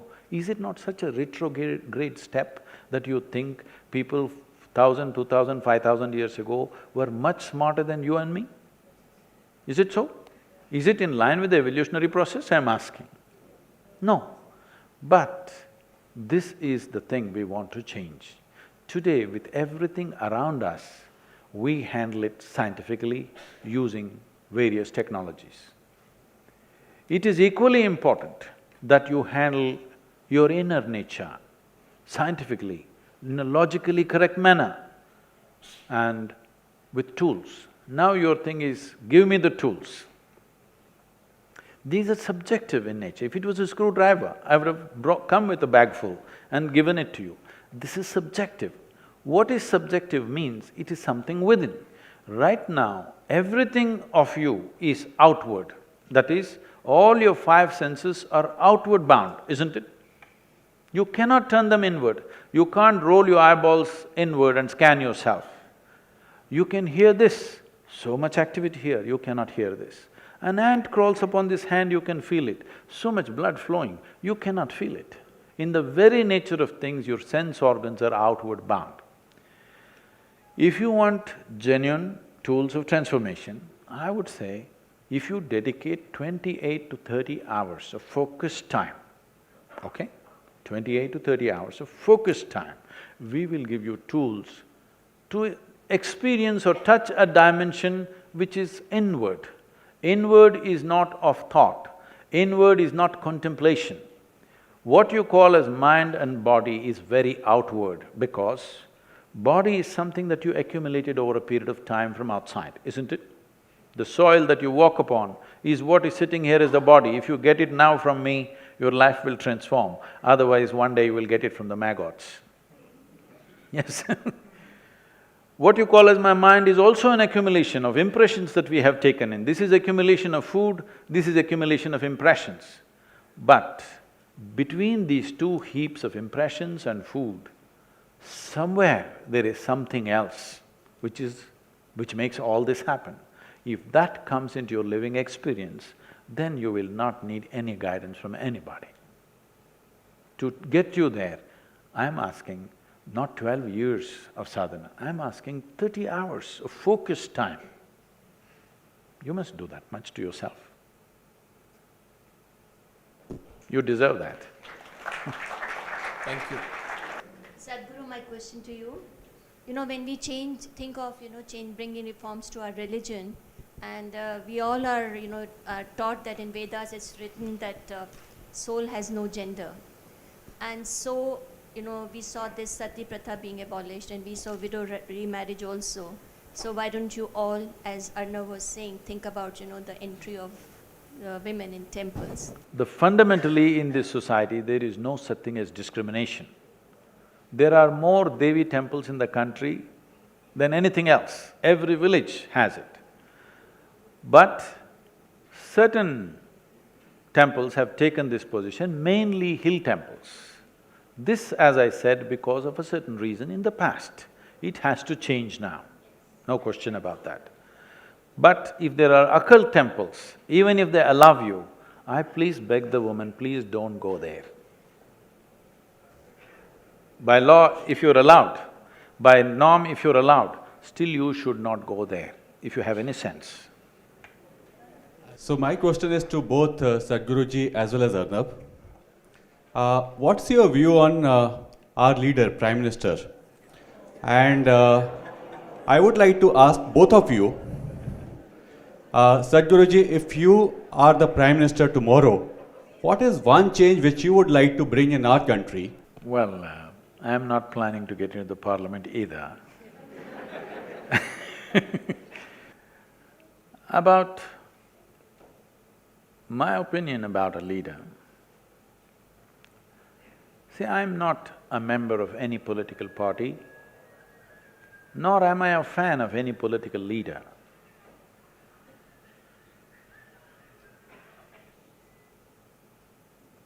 Nor am I a fan of any political leader. But I have to say this,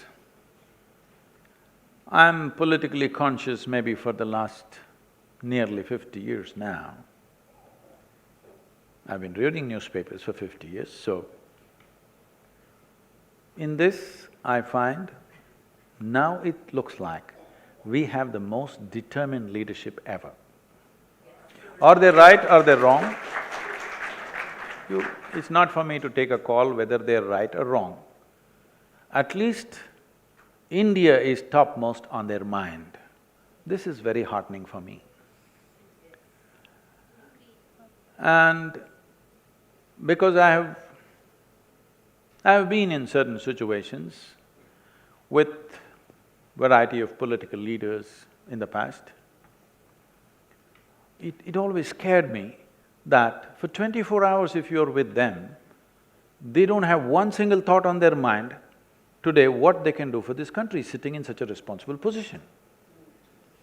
Which kind of, really shook me. How is it somebody that is heading a nation with such a huge population and 1 million problems doesn't think today what can be done? At least today you have a leadership where nation is on the topmost in their mind. But do we have to agree with everything that they do? Not necessarily. Can we disagree with them? 100%. We can, if what is being done is not right for the country. Arnab spoke about this prior today morning also where I was telling them, nation is an idea. Without bringing pride and emotion towards that, you are not going to make it happen.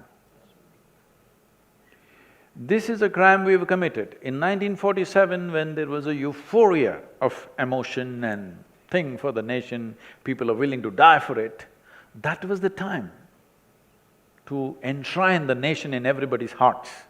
We did not do that. We had fanciful ideas and we did not know what to do probably. In retrospect, in postmortem, we can say many things. We don't know what was their mindset and what was happening, whatever. They lost control over that, they lost that opportunity. Whenever there is strife in a nation, that is the time when you can once again reshape a country. When people are comfortable, unfortunately, most people will not be conscious. We have to build a humanity which will be in utmost comfort and still conscious. That is when we really build a good nation. But still we are in a place where unless we are in a strife, we are not conscious of the larger well-being of what needs to happen. So, in many ways, today, even if there is no real strife on the street, there is strife. Arnab is going to be active in 2 months. Small issues. When I say small, I am not saying small in significance, I am saying small in size. See, a child falls into a tube well, it is small in size but not small in significance. A life is a life, okay? If it is my life, it's significant. So it is the same way it's significant for everybody's life. It may be small in size, but it is significant for what it is. So like this, there are 1,000 issues in the country, and for the first time we have mediums through which all these issues can enter everybody's heads and everybody can think about it. So there is strife, there is going to be strife in this country. When I say strife, don't think something has to happen on the street. No, it needs to happen. Strife needs to happen in people's hearts and minds. So that is anyway going to happen.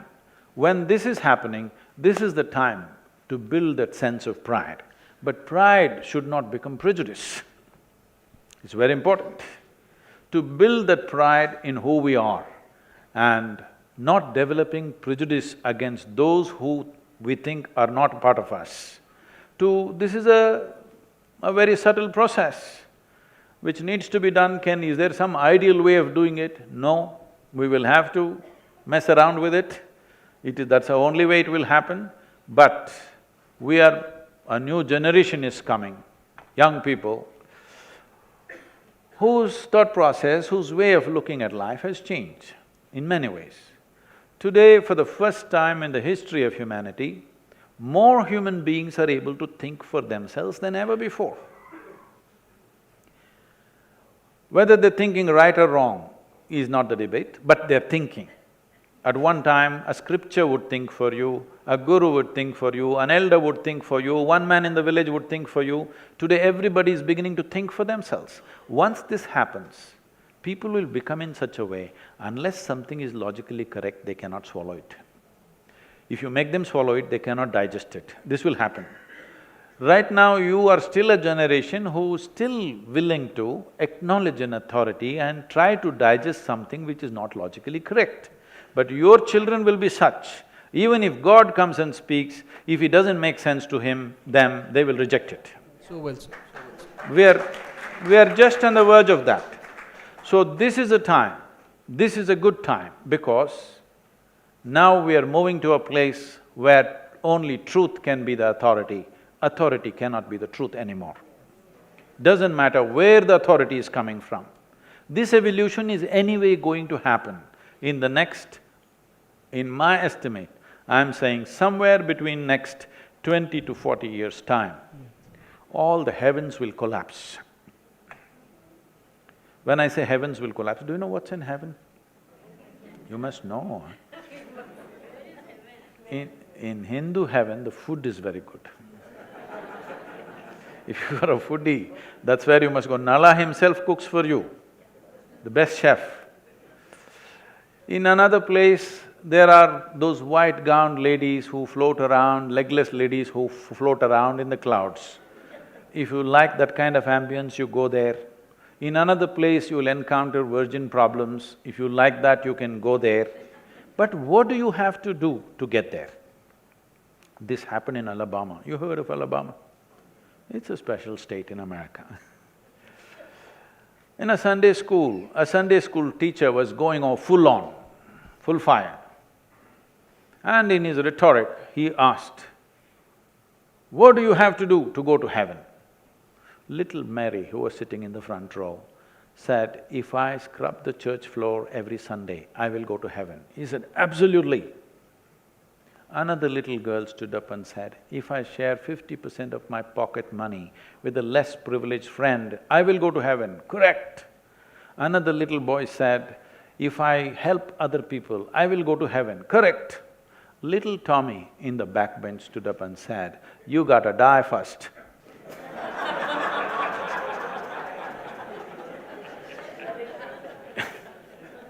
That's a qualification.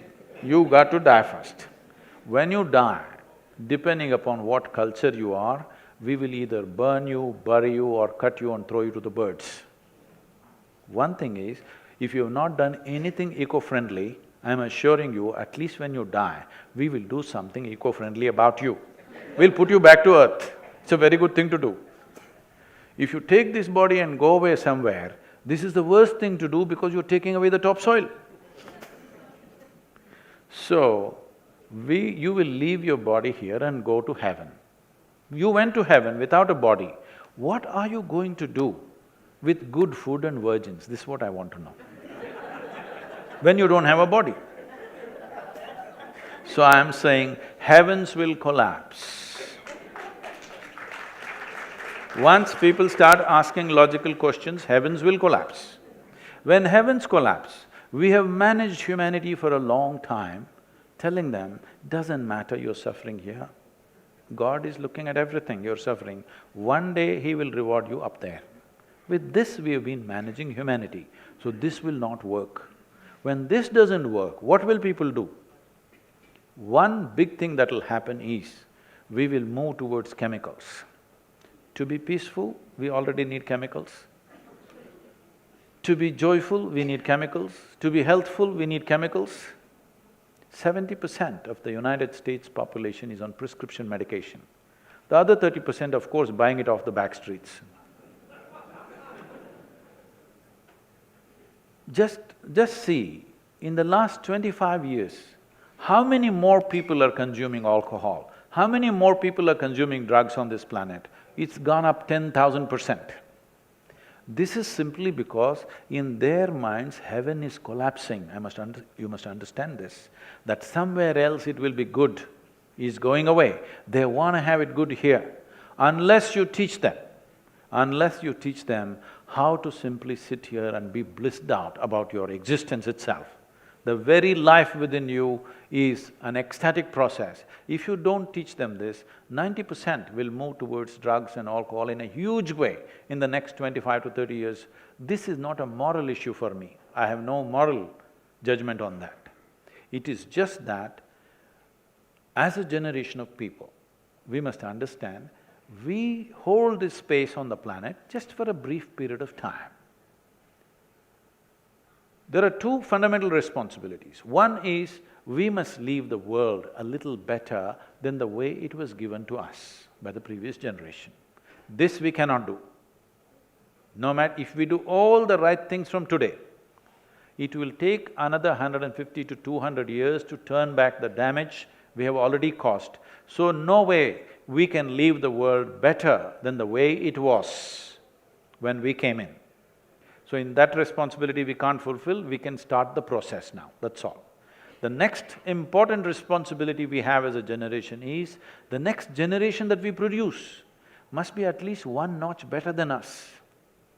But if 90% of humanity is on some kind of chemicals, believe me, genetically we will produce a generation which is less than us. This is a crime against humanity. So one important aspect that every nation has to take care of, including ours, is that we must teach people how to know well-being within themselves. Unfortunately, right now, we think if you give money or food or medicine, it is service. If I teach you how to live joyfully, it is not service. We have still…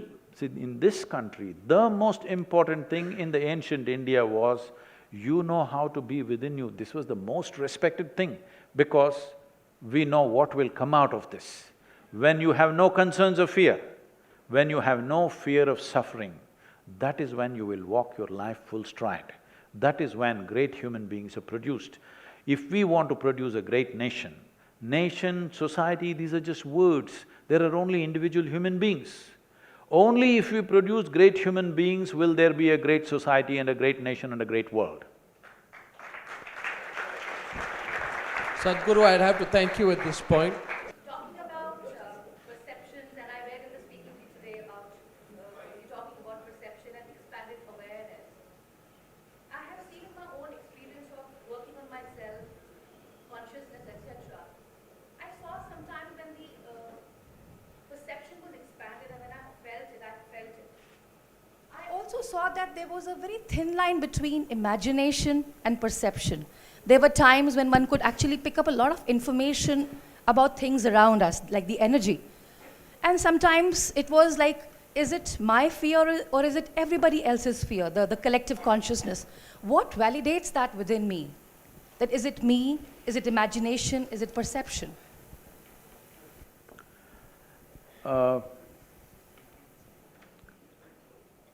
See, there are 5 dimensions of receptivity in the human being, or 5 major points of receptivity in the human brain itself. These 5 dimensions are referred to as centers of sleep, centers of imagination, centers of memory, centers of right perception, centers of perversion.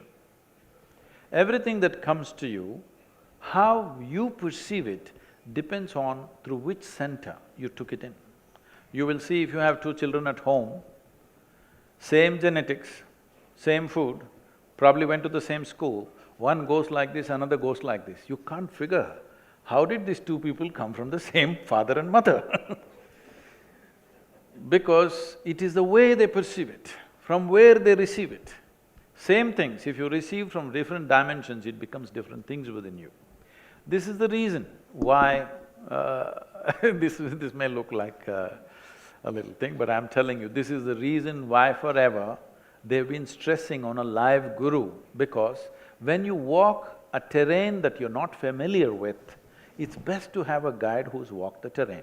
See, every year I trek in Tibet and Nepal.